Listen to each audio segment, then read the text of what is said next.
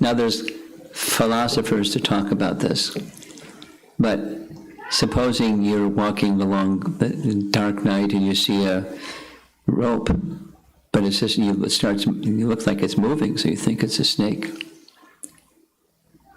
Anyway, and then you have some fear, because it looks like a snake, but it's not, it's a rope.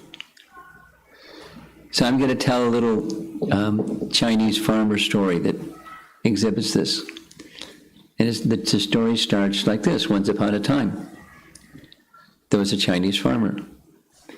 And the people in his village came to see the Chinese farmer, and they said, "Oh, what good fortune, you have a horse. Because with a horse you can plow your field much more easily than we can. We don't have a horse." And his reply, the farmer's reply, was, "Good fortune, ill fortune, who can say?" That's the drishti part, the perception. After some time, the horse ran away. And the villagers came to the farmer and said, "Oh, what ill fortune. Your horse ran away. And now you're going to have to plow your fields like the rest of us without the horse." And the Chinese farmer, he was a Taoist. He said, "Good fortune, ill fortune, who can say?" That's the refrain. He keeps saying it. After some time, the horse came back. And not only the horse came back, but the horse came back with several wild horses. And the villagers came to the farmer and said, "Oh, what good fortune. Now you'll have multiple horses. You can plow your fields even easier than before." And the Chinese farmer said, "Good fortune, ill fortune, who can say?" Some time passed. His young son was trying to train the horses to plow the field. He fell off the horse and broke his leg. So the villagers came to the farmer and said, "Oh, what ill fortune. Your son fell off the horse and broke his leg." And the farmer said, "Good fortune, ill fortune, who can say?" Some time passed. The Chinese government declared war. And they passed a conscription act. Every able-bodied young man between this age and that age has to join the army. The government officers came by, gathered up all the young men. But because his son had a broken leg, they didn't take him. So the villagers came to the farmer and said, "Oh, what good fortune, your son didn't have to go to the war." And he said, same thing. Good fortune, ill fortune, who can say? That's the end of the story. I mean, probably there's more to the story, but... So there's shrishti, there's events that are actually happening, and then there's a perception of events that are happening. A more modern context to this is a book written by Viktor Frankl. Have any of you heard of Viktor Frankl? A few of you have heard. At least one of you have heard. Viktor Frankl is a Jewish man who wrote this book in 1946, which was right after World War II. He was a prisoner in a Nazi concentration camp. Actually, he was in two different ones. He was just shuffled from one to the other one for a number of years, and he survived. And at the end, he wrote this book. And in the book, he explains what helped me survive was a mission.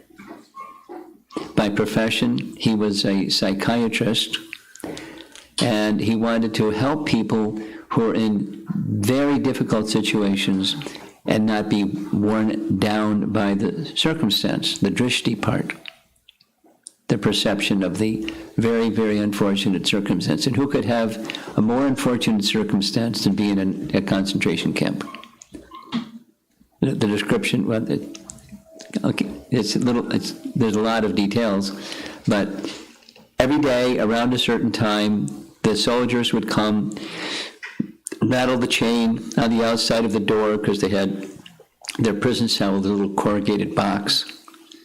And, with a chain on the outside, you rattle the chain, like maybe your neck, and go down the row, and then open one of the locks, open the door, and the person starts to scream because they're going to be dragged off to the gas chamber.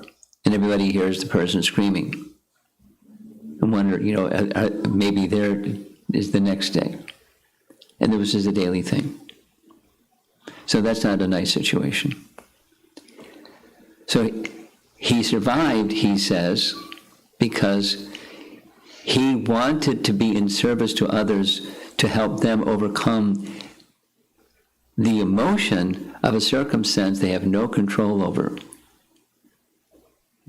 Because sometimes there are circumstances you have no control over. And what do?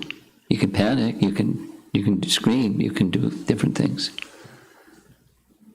So he described one day his door was open, the lock opened, and they started dragging him off to the gas chamber. And he was just fixed on, I have to write this book. I have to be in service to other people. That was his mission. You can say his calling, or his service to mankind and his service to God, in his own way of describing that. What happened was there was a noise off in the distance. The soldiers just left him standing there in the middle of the field. He went to take care of whatever that thing was. When he came back, it was too late. He put him back in his little cell. That was it. So it's worth looking at the book. It's been reprinted something like 19 times. And each printing is substantial, but it's so powerful, and it's really short. And it's really well written. So here's a few sayings from his book. Everything can be taken from a man but one thing. The last of the human freedoms, to choose one's attitude, that's the drishti, in any given set of circumstances, to choose one's own way. That can't be taken from anybody. The circumstance you can't do anything about.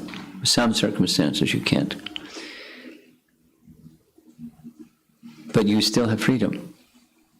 You're not confined by the circumstance 100%. You have freedom of choice, freedom of how to respond. Here's another. There is also purpose in life which is almost barren of both creation and enjoyment, in which admits but one possibility of high moral behavior, namely in man's attitude to his existence, an existence restricted by external forces. So, I certainly wouldn't want to live in Afghanistan. But people in Afghanistan might want to read this book. And people that live wherever they live might want to, understand, at least understand the principle, and then imbibe the principle. Now remember that the topic is resilience, even in the midst of reversals or difficulties. Resilience. So it takes something deeper inside than just reacting. The place of responding is different than reacting. It's when there's wisdom, it's from a higher place, a place of higher consciousness, a place of higher purpose. As he's saying here, the attitude towards your existence is higher consciousness. Physical strength is measured by what we can carry. Inner strength is measured by what we can bear. Similar idea. Now, inner strength, now I'm going to kind of slide a little bit over here to the Bhagavad Gita message. That inner strength, from Bhagavad Gita's understanding, is to know who you are, and who you are is connected to something far greater. We're not just like a twinkling star in the sky, we're part of a big sky. And that big sky has a source, an energetic source of all the stars in the sky. So that source, one way in the Sanskrit language, is a place that has great spiritual strength. Spiritual strength, not the physical strength, but spiritual strength or inner strength is called bala. Bala. One cannot attain the supreme platform of self-realization without being sufficiently favored by bala rama. Bala does not mean physical strength. One must have the spiritual strength, which is infused by Balarama or Sankarshana. These are Sanskrit terms. Balarama is the giver of spiritual strength. He is the basis and support of all spiritual strength. And one who, it's like if you want to get warm, you go near a fire, you get warm. You want to get cold, open your refrigerator door.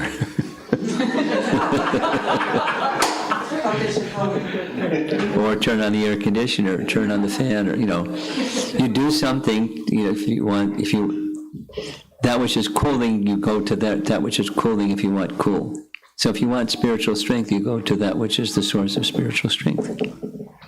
That's the principle of yoga. You connect with that which is the source of spiritual strength. Name is Balaram. Here's a picture of Balaram.